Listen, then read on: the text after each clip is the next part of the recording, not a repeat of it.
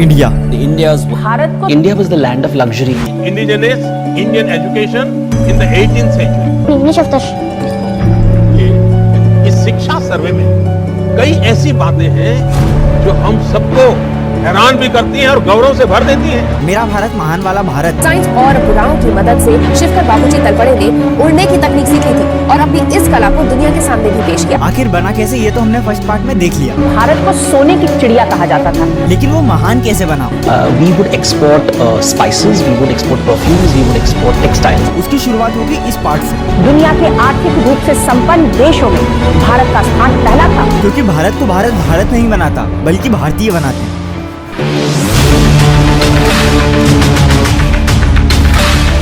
पर इंडिया में लोगों का रहना कब शुरू हुआ? तो अब आप देख रहे हैं 2500 BC का इंडिया, जहाँ पर अभी तक कोई भी रहने नहीं आया था और ना ही कोई रहता था, जहाँ इंडिया में सिर्फ धूल और रेत थी, क्योंकि इंडिया एक डिजर्टेड कंट्री था। पर ऐसे ही वक्त गुजरता गया और हम पहुँच गए 2000 BC में, जहाँ पर इतना कुछ खास फर्क पड़ा नहीं। पर इसके बाद हम आते हैं 1500 BCE में, जहाँ पर इंडो आर्यंस आना शुरू हो जाते हैं। इंडो आर्यंस को तो हम जानते ही हैं। अच्छा, तो इंडो आर्यंस हमारे पूर्वज हैं, जो कि अफगानिस्तान के पास कहीं रहते थे, पर उसके बाद अफगानिस्तान में अकाल पड़ गया, तो यहाँ से होती है इंडिया के लोगों की शुरुआत। पर क्या ये पूरा सच है? इंडो आर्यंस पहले ऐसे इंसान थे जो कि इंडिया आए थे? बिल्कुल भी नहीं, क्योंकि कई रिपोर्ट्स ये दावा करती हैं कि इंडो आर्यंस के इंडिया में आने से पहले कई लोग इंडिया में पहले से रहते थे। इस बात पर अभी भी कंट्रोवर्सी चल रही है। कोई कहता है रशिया से जो लोग इंडिया आए थे वो इंडो आर्यंस थे, तो कोई कहता है कि इंडिया से जिन लोगों ने बाहर जाकर संस्कृत को फैलाया वो असल में इंडो आर्यंस थे। पर पहले आप कुछ शब्दों को देखिए। संस्कृत में जो शब्द माता है वही शब्द जर्मन में मटर है, तो वहीं संस्कृत में थ्री को ट्रायास बोलते हैं और लैटिन में ट्रेस, और ग्रीक भाषा में वही ट्राइस है। ग्रीक में तो हिंदुओं के कई सबूत भी मिले हैं, और कहीं ना कहीं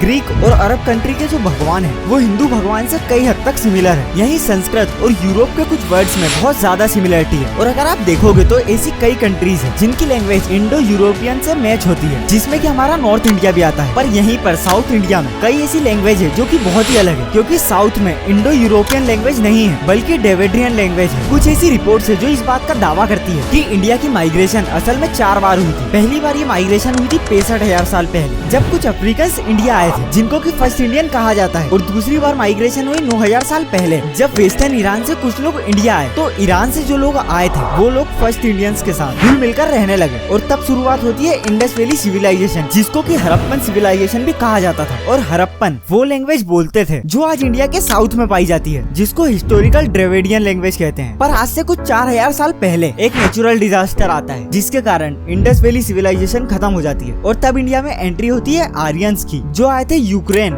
रशिया और कजाकिस्तान से। और यही वो मूवमेंट था जब नॉर्थ और साउथ इंडिया के लोगों में अंतर आना शुरू हुआ। इंडस वैली सिविलाइजेशन खत्म होने के बाद जो लोग वहाँ पर सरवाइव कर गए, उनमें से कुछ लोग साउथ में आकर फर्स्ट इंडियन से मिल जाते हैं, और फिर वो बनते हैं एंसेस्ट्रियल साउथ इंडियन, जिनको कि हम ASI भी कहते हैं। और फिर वो लोग जो इंडस रीजन में रुक गए वो आर्यंस के आने पर उनसे घुल मिल जाते हैं, और फिर बनते हैं एंसेस्ट्रियल नॉर्थ इंडियन, जिसको कि हम ANI बोलते हैं। और इसी वजह से नॉर्थ इंडिया और यूरोप की कुछ कंट्रीज की लैंग्वेज मिलती है। पर इसके बाद शुरू होती है फोर्थ माइग्रेशन, जब कंबोडिया और म्यांमार से कुछ लोग इंडिया आए, और साइंटिस्ट के हिसाब से इन्हीं लोगों ने झारखंड और उड़ीसा के हुड्डा ट्राइब्स को बनाया, और इस तरह से हम सब मिलकर बने इंडियंस। जिसके बाद शुरू हुआ डायनेस्टीज का बनना, जिसमें सबसे पहला एम्पायर आता है मौर्यन एम्पायर 322 BC में। तो मौर्यन एम्पायर की शुरुआत होती है अलेक्जेंडर से, उसके जीतने से नहीं बल्कि उसके मरने से। जब पोरस ने अलेक्जेंडर को मार दिया तब इसका फायदा उठाया चंद्रगुप्त मौर्य ने, और इन्होंने सिर्फ अपना राज्य नहीं बनाया बल्कि बहुत से बड़े राज्यों को जीता भी, जिसमें धनानंद जैसे राजा भी हार गए, जिसको हराना भारतीय इतिहास की बहुत बड़ी लड़ाई है। मौर्यन एम्पायर आने से भारत के भाग्य भी बदल गए। चंद्रगुप्त को राजा बनाने में सबसे बड़ा हाथ था चाणक्य का, जिसने मगध के सिंहासन पे एक काबिल राजा को बिठाने की कसम खाई थी। और उसके बाद चाणक्य की मुलाकात चंद्रगुप्त नाम के एक बच्चे से हुई, और फिर उन्होंने चंद्रगुप्त को बहुत सी बातें सिखाई, और आगे चलकर ना कि इस बच्चे ने सिर्फ मगध को जीता बल्कि भारत के कई हिस्सों का राजपाट संभाला, और इन्होंने अपने जीवन में कई बड़े काम किए। पर इसके बाद इनकी मौत हो गई। पर क्या आपको पता है कि ग्रेट कौन है? Ashoka the great. पर आखिर ग्रेट क्यों? क्योंकि अशोका ने कैप्चर किया इतना भारत, अखंड भारत। इसी के साथ पॉलिटिकल यूनिटी, इंटरनल पीस और इंडियन ट्रेड्स को बढ़ाया। अब जब ट्रेड्स होगी तो पैसे भी आएंगे, और पैसे आएंगे तो लोग अमीर होंगे, और अमीर होंगे तो खुश। और इसी खुशी में हमको इनसे मिला अपना एम्बुलम अशोका चक्र। पर इसके बाद अशोका ने कलिंगा वॉर में हिस्सा लिया और जीते भी, पर इसमें 100,000 लोग मारे गए और 1,50,000 डिपोटेशन, जिसका दुख उनसे सहा नहीं गया और उन्होंने संन्यास ले लिया। जिसके बाद मौर्यन एम्पायर की जिम्मेदारी आई बृहद्रथा किंग पर, लेकिन उसी के सेनापति पुष्यमित्रा ने इसको मार दिया, और इसके बाद शुरू हुआ शुंगा एम्पायर